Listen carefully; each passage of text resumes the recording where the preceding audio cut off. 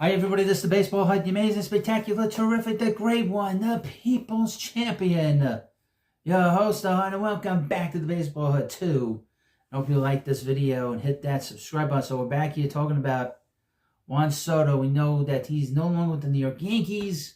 He's with the New York Mets. And because of that, there's been a lot of sort of consternation and constipation by the Yankees and their fans complaining and pretending that they are not hurt, immeasurably, very emotionally distraught, upset, and all of them are like parrots. They all keep complaining, well, the Mets don't have any pitching. Their number 2 starter is Clay Holmes. That's one of the many mantras. I heard this yesterday at a Christmas party with a relative of mine. He was a very cranky and very uptight Yankee fan, and basically belittling Juan Soto, and that's what we've been hearing, all the same mantra. He can't run. He doesn't look good. He's going to age badly. Can't play defense. Well, they weren't saying that when he was with the Yankees. But now he's with the Mets. They'll find every negative thing about him now. There's all kinds of rumors about what was going on in the Yankee clubhouse. He seemed to be a bit of a guy who's very close to his family, a bit of a mama's boy, very close with his mother. Lives with his mother, this is Juan Soto. And he sort of clashed. There's sort of some kind of disconnect with the club. There is belief that he did get along with Aaron Judge, who was probably one of the most ineffectual Yankee captains in the history of the Yankees. There has been no discussion of him having once called or even email Juan during this time of his free agency. And I did a video on that previously about what happened there, and I'll put the link in the description. It did really, really well. But I also would welcome new subscribers coming in here. Hopefully new to the channel. Please subscribe. Hit that subscribe button. But we're going to talk about what happened in San Diego, because obviously there was all kinds of rumors that there were problems there in San Diego that was sort of undetected. Things that were not discussed last offseason when Juan got traded to the Yankees. Now stuff has popped up. Truth always comes out. This is from SI.com. I have a couple articles for you. Juan Soto had difficulties with Manny Machado during Padres' tenure, he says. Wasn't that interesting? Interesting. Very interesting. We knew that there were problems there, that he wasn't happy there. Although, at the same time, there was talk that they were going to sign a contract with him, the Padres, before their owner died. Let me start with the article. Many fans viewed Juan Soto's brief stint with the San Diego Padres as harmonious. There was reportedly trouble in paradise. Soto specifically had a difficult relationship with Padres star Manny Machado, according to ESPN's Jeff Passan and Buster Olney. When Soto signed his landmark deal with the New York Mets, his former team, the New York Yankees, were under the impression that the star outfit had an ideal experience in his one season with the revered organization. I wouldn't go that far. Even though Soto got along with his fellow teammate, they wrote this very strange. Even though Soto got along with his fellow star teammate Aaron Judge, the renegade outfielder chose to head to Queens. While Soto was meeting with interested teams, he relayed the information that he once had problems with another star teammate, Machado. Quote, he and Aaron Judge had flourished as co-stars, helping each other in the lineup, supporting each other publicly. So this kind of contradicts what people are saying, that Soto didn't want to be, number 2. He sort of looked at him as sort of a co-captain. When Judge had started slowly, Soto assured his teammate that there would be a time when Judge would pick up for Soto in the way that Soto was doing for Judge. Soto later acknowledged during his November conversation with teams that his previous relationship with a superstar teammate in San Diego with the Padres' Manny Machado had been difficult. But with Judge, everything seemed to go smoothly. Oh, okay, that kind of contradicts the previous video I had done to a certain degree. This isn't the first time reports have surfaced about issues between Soto and Machado. In 2023, there were speculation that there were problems within the clubhouse, particularly with leadership. We do know that. That was certainly known. And that's basically why Bob Melvin left San Diego, amongst many reasons. And Mike Schultz has done a great job there. The issue, several sources said they believe, is a lack of engagement.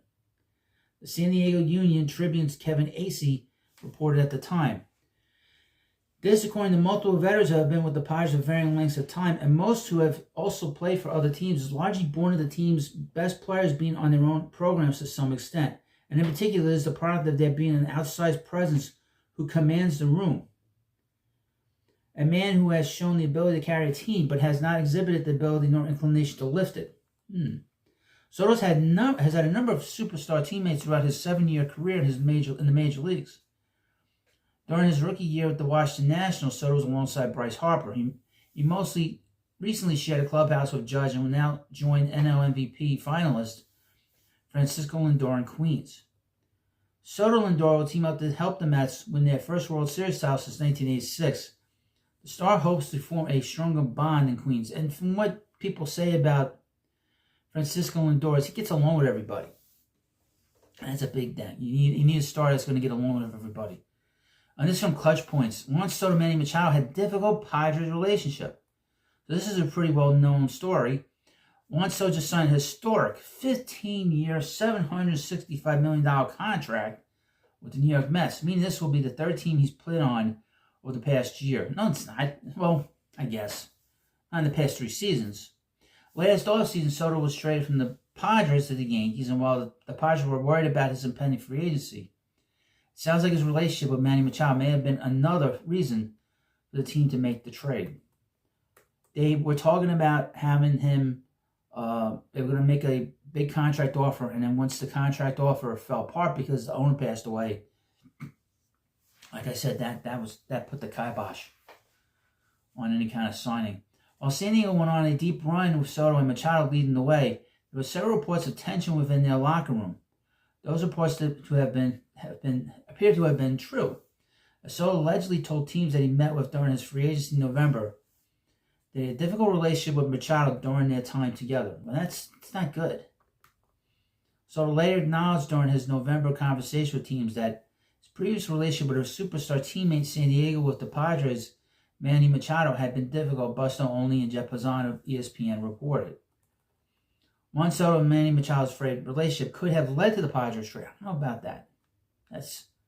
I'm not so sold on that, but the Padres didn't want to risk losing him for nothing in free agency like the Yankees just did, which was their primary motivation for pulling off this blockbuster trade. However, this could be viewed as a sign that the team wanted to rival Machado, who was signed to his own long-term deal with the team, which wasn't the case for Soto.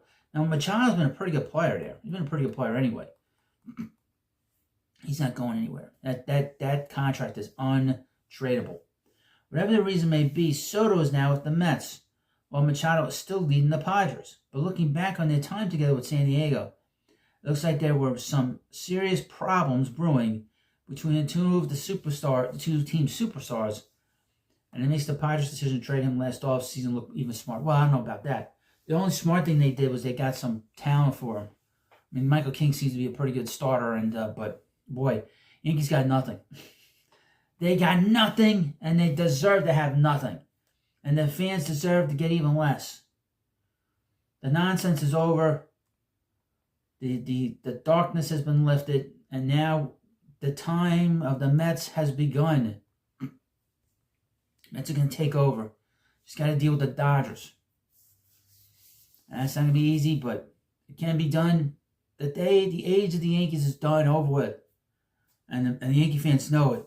That's why they're so irritated. Now there are articles saying, well, they're better off with Machado. They made that Machado. They're better off without Soto. Soto was a move that they needed to make because there was no balance in the Yankees lineup. They don't have balance right now in that lineup again. Because they don't have a big left-handed hitter. Cody Bellinger's an okay player, but he's not Soto. He's not on that level. And that's a weird guy, boys and girls. He's a real... It seemed like he was high most of the time he was with the Dodgers, especially those years he wasn't playing well. Just keep that in mind. And there's issues there now because it seems like the Yankees don't want to pick up some of that money.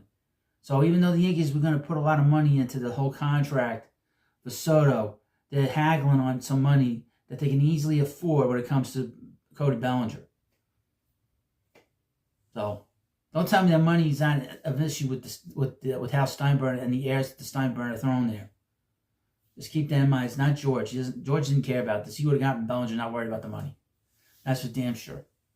Well, anyway, let me know what you think about this video. What do you think about Soto and Machado and their relationship?